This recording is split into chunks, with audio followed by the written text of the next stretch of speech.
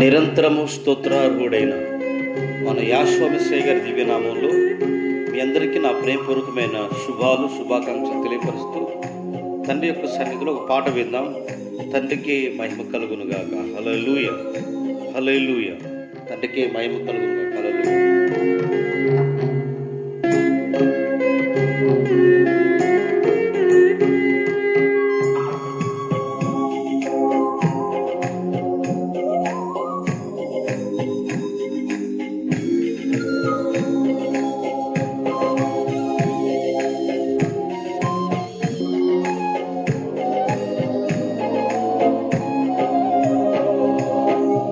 భజన చేయుసు భక్త పాలక ప్రస్తుతింతుని నామమును.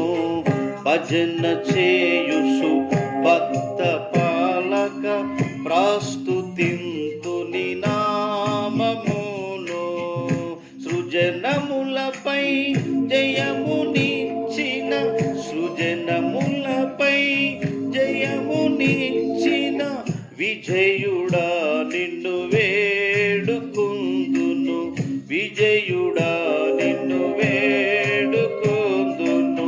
భజన చేయుసు భక్త పాలక ప్రస్తుతింతుని నామమును.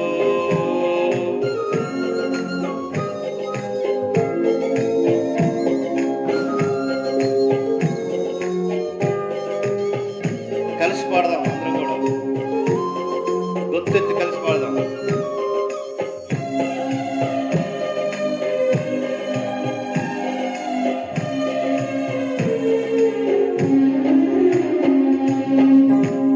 దివ్యమైన పదవి విడచి దీనుడవై పుట్టినావు. దివ్యమైన పదవి విడిచి దీనుడవై పుట్టినావు. భవ్యమైన బోధలెన్నో భవ్యమైన బోధలెన్నో బాగుగా ధర నేర్పినావు. బాగుగా ధర నేర్పినావు.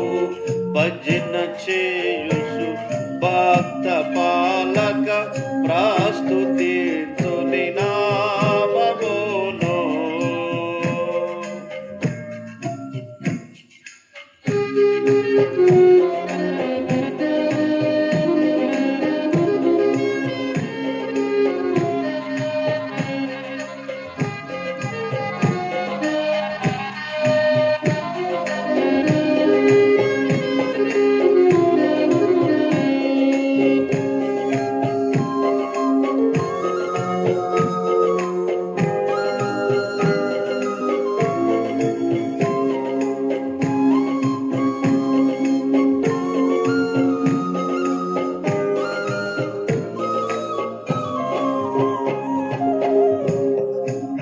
నరులుగాను పరము నుండి ధరకి నీవు వచ్చినావు. నరులుగాను పరము నుండి ధరకి నీవు వచ్చినావు. పరుడునైనా నా కొరకు నీ పరుడనైనా నా కొరకు నీ ప్రాణము నర్పించినావు. భజన చేయుసు భక్త పాలక ప్రస్తుతింతుని నామమును. భజన చేయుసు భక్త పాలక ప్రస్తుతింతుని నామమును. పరిశుద్ధ వాక్య భాగాన్ని విందాము. అబ్రహాము కన్నీళ్లు విడుతూ ఏడుస్తూ ఒక టైంలో, అయ్యా నా కుమారుడు గర్భాన్ని పుడుతుందని చెప్పావు, పిల్లలు లేరయ్యా, ఏంటి నా పరిస్థితి అని దిగులుతో ఆందోళనతో ఎదురు చూస్తూ కన్నీళ్లు విడుస్తూ ఈ ఐగుప్తిరాలు ఆగర్ నా ఇంటి వచ్చింది, నా పరిస్థితి ఏందని మోకరించి ప్రార్థన చేస్తున్నప్పుడు కన్నీళ్ళు పెట్టినట్టు అబ్రహాం గారు కూడా 21వ అధ్యాయం 12వ వచనంలో అబ్రహాం గురించి రాయబడింది. ఏం చెప్తున్నాడంటే ఆ కన్నీటి గురించి వివరిస్తూ ఆ వాక్య భాగం ఏం చెప్తుందో శ్రద్ధగా మనం విందాం, చదువుదాం ఒకసారి.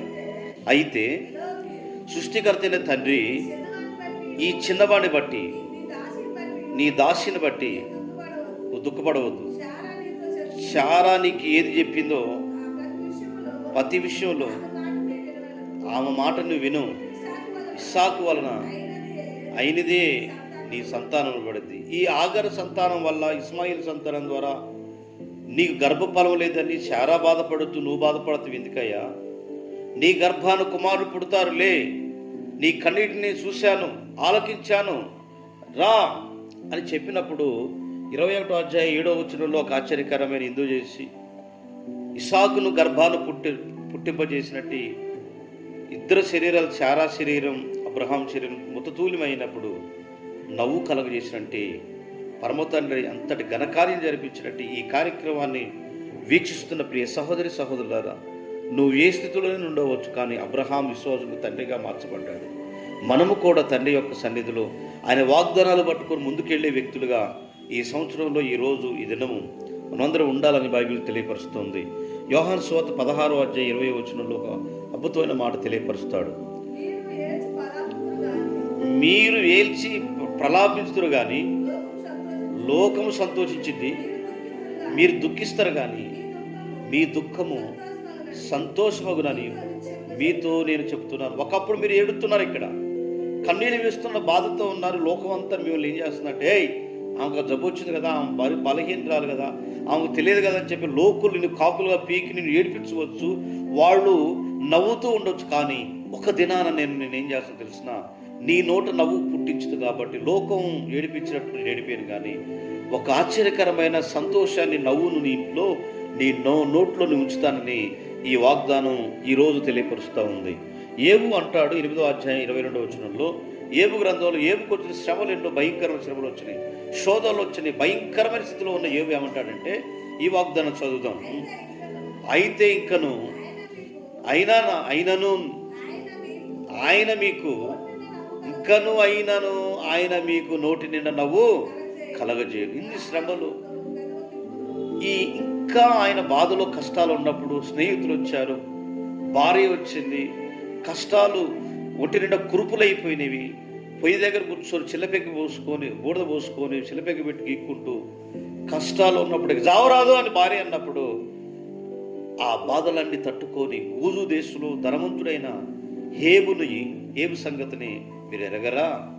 ఆ 42వ వచనంలోకి వస్తే ఇప్పుడు ఏమంటాడంటే, మీ నోటన ఆయన నవ్వు కలగజేసిండు, సంతోషింపజేయను. కాబట్టి నువ్వు ఈరోజు నువ్వు కష్టాల్లో, బాధల్లో మనసానికి పరిమితి ఉండొచ్చు, కానీ ఆ నవ్వు నీలో ఉంటుందని బైబిల్, ఉత్సాహం, ఆనందం నీలో ఊరేటి బుగ్గగా చేస్తారని దేవుడు వాక్యం చదివిస్తుంది.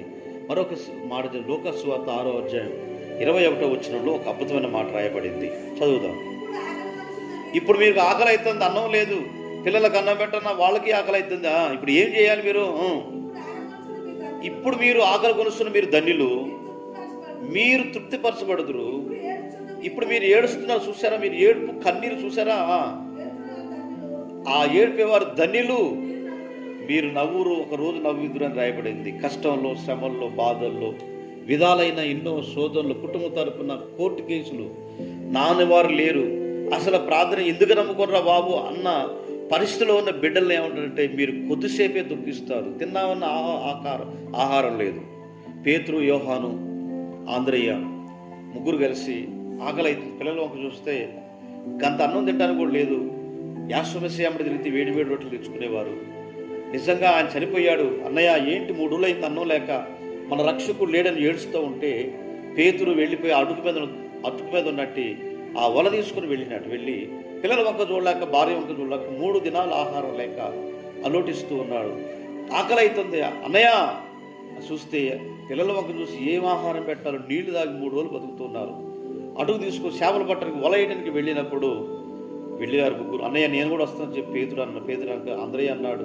యాకోబు అన్నయ్య నేను కూడా వస్తానంటే రాండి అని పోయి వల వేసుకొని చేపలు పట్టడానికి వల వేశారు. కానీ ఆ రాత్రి అంతా 5వ అధ్యాయం లూకాసు వార్తలో నిజంగా మనం చూసినట్లయితే, ఇప్పుడు 6వ అధ్యాయం కదా, ఆ ముందు అధ్యాయంలో ఏ మాత్రం ఒక్క చేప పిల్ల కూడా పడలేదట. అసలే ఆకలి అవుతుంది, 3 రోజులు అన్నం లేదు, రక్షకుడు చనిపోయి 3 దినాలు అయిపోయింది, ఏం దినాలు అర్థం కాక మళ్ళా చేపలు పట్టడానికి ఏ వల అయితే చేపలు పట్టే వాళ్ళను అడుగు మీద వేశాడో ఆ వల తీసి పేతురు వెళతా ఉంటే ఆంధ్రయ్య పేతురు ముగ్గురు వెళ్ళారు, యోహాను అందరూ వెళ్ళారు. అయ్యా ఆకలి అవుతుందని పోతే నకనకలాడుతూ ఆ మాత్రం రాత్రి అంతా ప్రయాసం, నాసు కూడా పడలేదు. వాళ్ళ మనసులు ఎరిగి, వారు స్థితిగతులు ఎరిగి యాశ్వమేసయ్య ఆ స్థితిలో నుండి వారిని చూసి తెల్లదారి కరకరకర పొద్దు కొడుతుడు వచ్చినాడు. చూసి ఏంటయ్యా ఏం చేస్తున్నాడు, చేపలు పెట్టిన పోదు కూడా రాత్రి అంతా పట్టామయ్యా, ఒక్క చేప పిల్ల కూడా ఒక్కడు కూడా పడలేదా? పడలేదయ్యా, రాత్రి అంతా ప్రయాసపడ్డాం. అంటే ఇక్కడ వల అన్నాడు. ఇక్కడ వల ఈ బట్టలు దుక్కే లోతులో, బండల్లో, గిరకల లోతులు ఇక్కడ వల ఎలా లోతు మరుగైన స్థలాలను రాత్రి అంతా పట్టామయ్యా బోధు కూడా, అయినా పట్టినా నీ మాట చొప్పున నేర్చమన్నారు. హల్లెలూయా.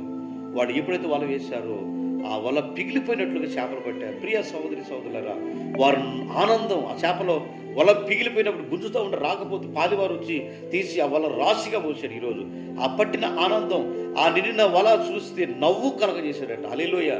ఇక్కడ ఈ అధ్యాయంలో చదివినట్లుగా ఒకసారి 6వ అధ్యాయం 21వ వచనంలో మీ నోటి నిండా ఏం చేస్తారట, ఇప్పుడు మీరు ఆకలి ఉన్నదురు కానీ ఏం చేస్తారు, తృప్తిపరచబడుదురు. ఇప్పుడు మీరు ఏడుదురు కానీ మీరు మీకేం ఏడుతారు కానీ మీ నోటి నిండా నవ్వు కలిగేసే రోజు ఒక రోజు రాబోతుంది. కాబట్టి మీరు ఎందుకు భయపడతారు, బాధపడమాకండి. మీరు ఏం చేసే సంగతి నాకు తెలుసు కాబట్టి ఆయన సజీవుడిగా పునరుద్ధానుడుగా లేచినట్లుగా నీకున్న శ్రమను శోధనను తప్పించడానికి సిద్ధంగా ఉన్నాడు. అట్టి కృపాధన్యత మనందరి కుటుంబాల్లో ఈ రాత్రి ఈ వాక్యం వింటున్న ప్రియబిడ్డలందరికీ నా హృదయపూర్వకమైన షలోం తెలియపరుస్తూ తండ్రి మాటలు దీవించున్నాను. ప్రార్థన. మహాగణుడు అయిన తండ్రి పరిశుద్ధుడా, కష్టాల్లో బాధల్లో ఉన్న నాన్నవారు లేనప్పుడు తండ్రి మీరు ఆదుకొని ఆదరించిన అయినా నవ్వును పుట్టించావు యోబు జీవితంలో, అబ్రహాము జీవితంలో తన నవ్వును పుట్టించారు తండ్రి. నీ కొందనాలయ్యా. యోహాను గారు ఆయన చెప్పిన రీతిగా తండ్రి ఆయన ఇదిగో మీరు ఇప్పుడు దుఃఖిస్తారు, లోకం నమ్మినట్లుగా ఏడిపిస్తారు, కానీ ఇప్పుడు మాత్రం నవ్వుదురు అని చెప్పి నాయన యోబుతో చెప్పావు, యోహాను గారితో చెప్పావు నాయన, ఈరోజు పేతురుతో కూడా చెప్పావు అయ్యా. నీ కొందనాలయ్యా. ఇది ఇప్పుడు దుఃఖించే మీరు ధన్యులయ్యా పేతురు అని చెప్పావు. మమ్మలను మా పిల్లలు కుటుంబాలను ఆదరించి ఆశీర్వదించి ఈ వాక్యం వింటూ మంచాలకు పరిమితమై ఆకలి ఉంటున్న బిడ్డలు, అప్పుల్లో ఉన్న బిడ్డలను ఇప్పుడే మీరు దర్శించి ఈ దినమంతా వారు నడిపించి కృపలో నింపమని యాశ్వమేసయ్య గారి నామం ద్వారా అడిగి వేడుకున్నాం తండ్రి. మీ అందరికీ నా ప్రేమపూర్వకమైన షలోం అండి. ఈ ఛానల్ సబ్స్క్రైబ్ చేయండి, ఇల్లుంటి లైక్ చేయండి. మీరు ఎవరైతే ఈ స్థితిలో ఉన్నారో మనసారా ప్రార్థించండి. యావే మనందరినీ ఆశీర్వదించండి. షలోం అండి.